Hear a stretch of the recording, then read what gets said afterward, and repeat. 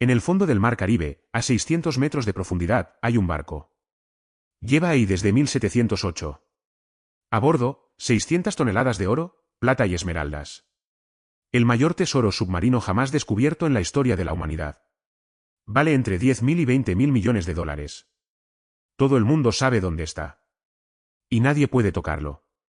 Porque 3 países están dispuestos a ir a la guerra por él. Este barco se llama San José. Y su historia tiene de todo: una batalla naval épica, un tesoro incalculable, décadas de búsqueda, un descubrimiento secreto, y una disputa legal entre España, Colombia, Bolivia y una empresa privada americana que lleva años sin resolverse. Hoy te cuento la historia completa del San José, el galeón más valioso del mundo. El tesoro que nadie puede reclamar, y la pregunta que nadie ha respondido todavía: ¿a quién pertenece realmente? Para entender el San José necesitas entender el contexto. Estamos en 1708, en plena Guerra de Sucesión Española. España lleva años en guerra con Inglaterra y sus aliados. Y necesita dinero. Mucho dinero. Sus colonias en América llevan décadas enviando oro y plata a la corona. El San José es el buque insignia de la flota que debe traer ese tesoro a España. El San José era el barco de guerra más poderoso de la flota española del Caribe. 64 cañones. 3 mástiles. Tripulación de 600 hombres. Había zarpado de Portobelo, en Panamá, cargado con el tributo de las colonias, 11 millones de pesos en oro y plata acuñados, 116 cofres de esmeraldas colombianas y joyas por valor incalculable. La cantidad exacta del tesoro nunca fue registrada oficialmente porque parte de él era contrabando. Los comerciantes americanos embarcaban riquezas sin declarar para evitar impuestos a la corona.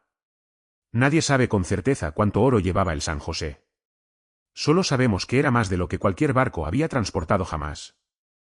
El 8 de junio de 1708, el comodoro inglés Charles Wyatt interceptó la flota española frente a las costas de Cartagena de Indias con 4 fragatas de guerra.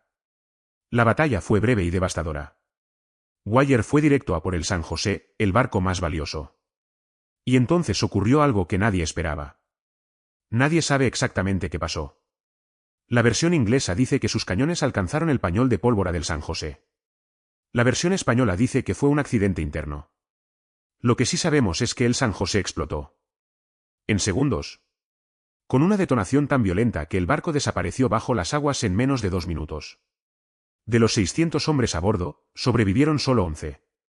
El comodoro Wyatt intentó rescatar el tesoro inmediatamente.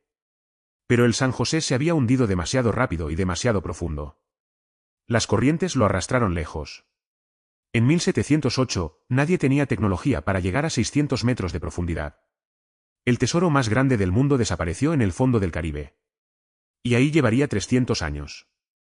Durante los siguientes 300 años, el San José se convirtió en la obsesión de cazatesoros, gobiernos e historiadores. España nunca olvidó el barco. Colombia tampoco. Decenas de expediciones intentaron encontrarlo sin éxito. El problema era que nadie sabía exactamente dónde había ocurrido la batalla. Las coordenadas del siglo XVIII eran imprecisas. El Caribe es enorme. En 1981, una empresa americana llamada Sea Search Armada firmó un acuerdo con el gobierno colombiano. Si encontraban el San José, se repartirían el tesoro al 50%. Pasaron años buscando.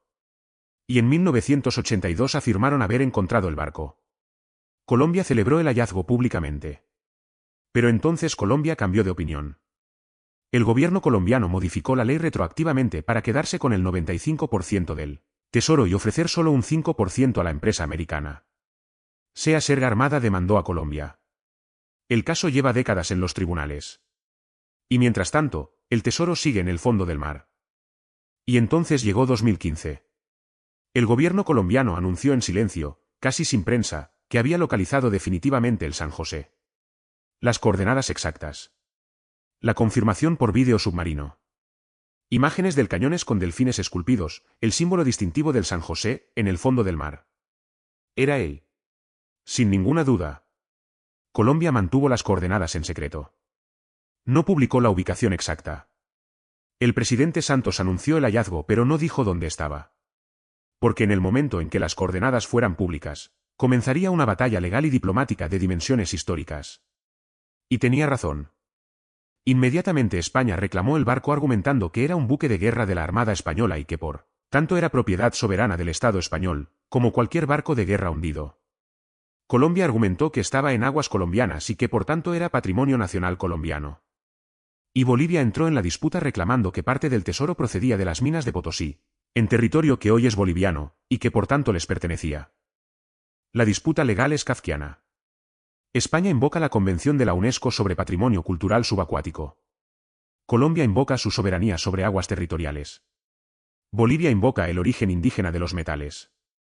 Y Sea Serra Armada sigue con su demanda de los años 80 activa en tribunales americanos. Mientras tanto, el tesoro se deteriora lentamente en el fondo del mar. Los expertos advierten que la sal, la presión y los organismos marinos están dañando los materiales orgánicos del barco, la madera, las telas, los documentos. Cada año que pasa sin actuar es un año de historia que se pierde para siempre. En 2022 Colombia anunció un plan para crear un museo submarino en el lugar donde descansa el San José, dejando el barco in situ y construyendo una instalación turística alrededor. El proyecto costaría cientos de millones de dólares. Ningún país ha puesto el dinero todavía. Hablemos de lo que hay realmente ahí abajo. Los historiadores estiman entre 200 y 600 toneladas de oro y plata acuñados. 116 cofres de esmeraldas del Cerro de Muzo, las mejores esmeraldas del mundo. Joyas, vajillas, objetos de arte colonial. Y documentos históricos que podrían reescribir lo que sabemos sobre el comercio colonial español. El valor monetario es de entre 10.000 y 20.000 millones de dólares. Pero el valor histórico es incalculable. Para que os hagáis una idea del valor, 116 cofres de esmeraldas colombianas del siglo XVIII. Una sola esmeralda de Muzo de alta calidad puede valer hoy más de 100.000 dólares por quilate. Y estamos hablando de cofres enteros. Solo las esmeraldas podrían valer más que todo el oro y la plata juntos. El San José lleva 316 años en el fondo del Caribe. Ha sobrevivido a guerras, imperios, revoluciones y batallas legales que ninguno de sus tripulantes podría haber imaginado. Y seguirá ahí, quieto, en la oscuridad, mientras 3 países y una empresa americana no se pongan de acuerdo sobre algo tan simple y tan complicado como ¿a quién pertenece la historia? Porque esa es la pregunta real. No quién se lleva el oro. No quién cobra las esmeraldas. Sino quién tiene derecho a decidir qué se hace con el pasado. Con los objetos que representan siglos de comercio, de conquista, de esclavitud, de ambición humana depositada en el fondo del mar. Los 600 hombres que murieron aquella noche de junio de 1708 no eran españoles ni colombianos ni bolivianos. Eran marineros. Personas. Muchos de ellos ni siquiera sabían exactamente qué transportaban. Solo sabían que su barco se hundía y que el agua estaba muy fría.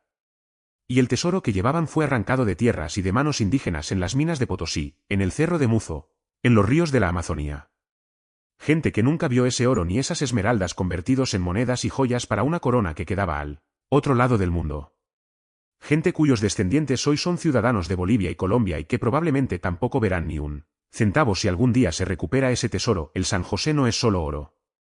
Es la historia entera de un continente saqueado, empaquetada en un barco, hundida accidentalmente en el Caribe, y ahora reclamada por todos menos por quienes más derecho tendrían a reclamarla. Eso es lo que hay a 600 metros de profundidad frente a Cartagena de Indias. No solo un tesoro. Una pregunta. Una deuda. Y 316 años de silencio. Si esta historia te ha hecho pensar, suscríbete. Aquí no solo contamos historias del mar.